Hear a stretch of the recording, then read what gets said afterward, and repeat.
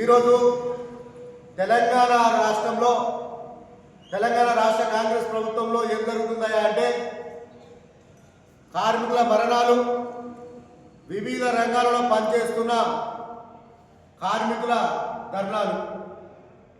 మరి ఇలా గ్రామాల నుంచి చూసుకుంటే ఇలా గ్రామ సంబంధించిన సిబ్బందికి కూడా జీతాలు రాని పరిస్థితి, వాళ్ళు కూడా రోడ్లెక్కి ఇలా ధర్నాలు చేస్తూ ఉన్నారు. మరి గతంలో మాజీ మంత్రివర్యులు, ముఖ్యమంత్రి వర్యులు కేసీఆర్ గారి ఆధ్వర్యంలో ప్రతి గ్రామ పంచాయతీకి ట్రాక్టర్లను ఇచ్చిండ్రు. మరి ఇలా ట్రాక్టర్లను ఇచ్చింది కానీ ఇలా వాళ్ళు కాంగ్రెస్ ప్రభుత్వం వచ్చిన తర్వాత కనీసం డీజిల్ పోసుకొని కూడా నడుపుకోలేని పరిస్థితి ఇలా కాంగ్రెస్ ప్రభుత్వంలో జరుగుతూ ఉన్నది. మరి అదేవిధంగా దానికి తోడుగా ఇలా ఆశా వర్కర్లు, మరి తెలంగాణ రాష్ట్రంలో గౌరవ మాజీ ముఖ్యమంత్రి వర్యులు వారి సారథ్యంలో మరి హెల్త్ అండ్ ఆర్థిక వైద్య ఆరోగ్య శాఖ మంత్రిగా ఆ రోజు హరీష్ అన్న గారి సారథ్యంలో ఎంతో మంది ఆశా వర్కర్లకు వాళ్ళకు గౌరవప్రదమైన డబ్బులు ఉన్నప్పుడు నియమించినారు. వాళ్ళ జీతాలను అట్లా కేటాయించారు. వాళ్ళ గౌరవప్రదమైన విలువలు ఉండే. ఇక కనీసం వాళ్లకు విలువ లేకుండా వారి వేతనం పెంచమని, వారి పనిభారం పెరుగుతుందని వాళ్ళు కాంగ్రెస్ ప్రభుత్వానికి తెలియజేద్దామని చెప్పుకుంటే వారిపైన అక్రమ కేసులు, దౌర్జన్యంగా పోలీసులు లాఠీ చార్జీలు ఇలా ప్రతి ఒక్కరు చూస్తూనే ఉన్నాం. అదేవిధంగా మెడికల్ అండ్ హెల్త్ కాంట్రాక్టు బేస్లో చాలామంది కార్మికులు ఇలా అవుట్సోర్సింగ్ జాబ్లో చాలామంది పనిచేస్తూ ఉన్నారు. వారికి కూడా ఇలా 5 నెలల నుంచి జీతాలు రావట్లేదు, వాళ్ళు కూడా ధర్నాలు చేస్తూ ఉన్నారు. మరి అదేవిధంగా గీతా కార్మికులు, చాలామంది గీతా కార్మికులు ఇప్పటికీ ప్రమాదవశాత్తు చెట్టుపై నుంచి పడి ఎంతోమంది కార్మికులు మరణిస్తే వారికి ఎక్స్గ్రేషియా కూడా ఇయ్యని ప్రభుత్వం కాంగ్రెస్ ప్రభుత్వం, ముఖ్యమంత్రి రేవంత్ రెడ్డి గారు. అదేవిధంగా ఇలా నేతన్నలు కూడా వాళ్ళు బీఆర్ఎస్ ప్రభుత్వం ఉన్నప్పుడు వాళ్ళు ఎంతో విలువతోటి వాళ్ళు ఎంతో మంచిగా వాళ్ళ కుటుంబాలను పోషించుకొని గౌరవప్రదమైనగా బతికిరు. ఇవాళ వాళ్ళకు ఉపాధి లేకుండా పోయింది. దానికి తోడుగా ఇవాళ చాలా మంది అప్పుడు కాంగ్రెస్ ప్రభుత్వంలో చెప్పిండ్రు, ముఖ్యమంత్రి గారు ఏమని చెప్పిండు, 1 కోటి మంది మహిళల్ని కోటీశ్వరులు చేస్తా అన్నాడు.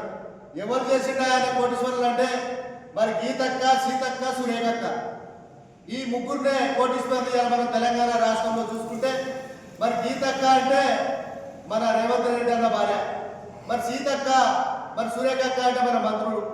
ఇవాళ తెలంగాణ రాష్ట్రంలో కోటీశ్వరులు అంటే వాళ్ళే అని తెలంగాణ ప్రజలకు కూడా తెలుస్తూ ఉంది. దానికి తోడుగా ముఖ్యంగా మీరు ఆ రోజు తెలంగాణ రాష్ట్రం రాకముందు మన తెలంగాణ రాష్ట్రంలో వాళ్ళకంటే ఎక్కువ నిధులు తీసుకొస్తానే, వాళ్ళకంటే ఎక్కువ మేము పనులు చేస్తామని అబద్ధపు హామీలను ఇచ్చి 420 హామీలను ఇచ్చి ఇవాళ ముఖ్యంగా ఆటో కార్మికుల పొట్టన కొట్టింది ఎవరంటే కాంగ్రెస్ ప్రభుత్వం, ముఖ్యమంత్రి రేవంత్ రెడ్డి.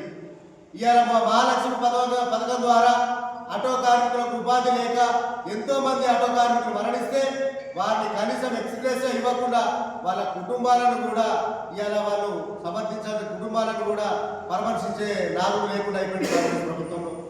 ఇవాళ మరి మీ గురువు అయిన చంద్రబాబు నాయుడు గారు చెప్పినట్టు చేస్తావు కదా, ఆయన చెప్పిన అక్కడ ఆంక్షలు ఎక్కడ చేస్తున్నావు కదా. ఇవాళ మరి ఆంధ్రాలో ప్రతి ఆటో కార్మికుడికి దసరా ఉపాధిగా ఇవాళ వాళ్ళకి 15,000 రూపాయలు ప్రతి ఆటో కార్మికుడు చేస్తూ ఉన్నారు. ఇలా మీరు మరి ప్రతి కార్మికుడికి ఇలా తెలంగాణ రాష్ట్రంలో ప్రతి కార్మికుడికి 12,000 రూపాయలు ఆటో భృతి ఇస్తానన్నాం. ఇప్పటి వరకు ఆటో భృతి ఇచ్చడం పక్కకు పెట్టి కార్మికులకు కూడా పరామర్శించని ఈ రోజులు చూస్తూ ఉన్నారు. కార్మికులు రోడ్ల మీద పడతా ఉన్నారు. అదేవిధంగా ఇలా మేము ఒకటే తెలియజేస్తూ ఉన్నాం, మరి తెలంగాణ రాష్ట్రంలో 1,50,00,000 మంది పైగా కార్మికులు ఉంటారు. దాంట్లో అమాలి కార్మికులు, మరి భవన నిర్మాణ కార్మికులు, దాంట్లో చూసుకుంటే మరి పెయింటర్ కావచ్చు, ప్లంబర్ కావచ్చు, మేసర్ కావచ్చు, సెంటరింగ్ కావచ్చు, ఇంకా చూసుకుంటూ పోతే వెల్డర్ కావచ్చు, దానికి సంబంధించిన కార్మికులు ఎంతో మంది కార్మికులు ఉన్నారు. ఇలా వాళ్ళ కార్మికులు మరణిస్తే, ప్రమాదవశాత్తు మరణిస్తే వాళ్ళకి ఎక్స్గ్రేషియా అని ప్రభుత్వం ఏదైనా ఉందంటే కాంగ్రెస్ ప్రభుత్వం, ముఖ్యమంత్రి రేవంత్ రెడ్డి గారు. ఇలా తెలంగాణ రాష్ట్రంలో లేబర్ బోర్డును మీరు ఇలా ప్రైవేట్ నిరంకురం చేసి కార్మికుల పొట్ట మీద కొడతా ఉన్నారు.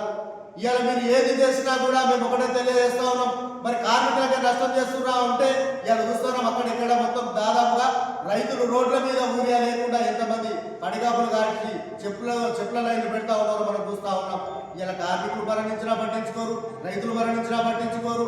ఇలా విద్యార్థులు కూడా వాళ్ళ ఉద్యోగాల గురించి వాళ్ళు మాట్లాడుతూ ఉంటే మాకు ఉద్యోగాలు ఇప్పించండి మహాప్రభు అంటే వాళ్ళపైన అక్రమ కేసులు చేస్తూ ఉన్నారు. వాళ్ళు దౌర్జన్యమైన కేసులు వాళ్ళపైన పెట్టి లాఠీ చార్జ్ చేస్తూ ఉన్నారు. మేము ఒకటే చెప్తా ఉన్నాం. ఇవాళ తెలంగాణ రాష్ట్రంలో కార్మికుల తరఫున విద్యార్థుల తరఫున ఆటో కార్మికులు చేసి ఏర్పడి ఇవాళ మన విద్యార్థుల తరఫున మేము ఒకటై ఇవాళ రానున్న రోజుల్లో మీకు బుద్ధి చెప్పే విధంగా ఇవాళ మేము కాంగ్రెస్ ప్రభుత్వాన్ని హెచ్చరిస్తా ఉన్నాం, డిమాండ్ చేస్తా ఉన్నాం.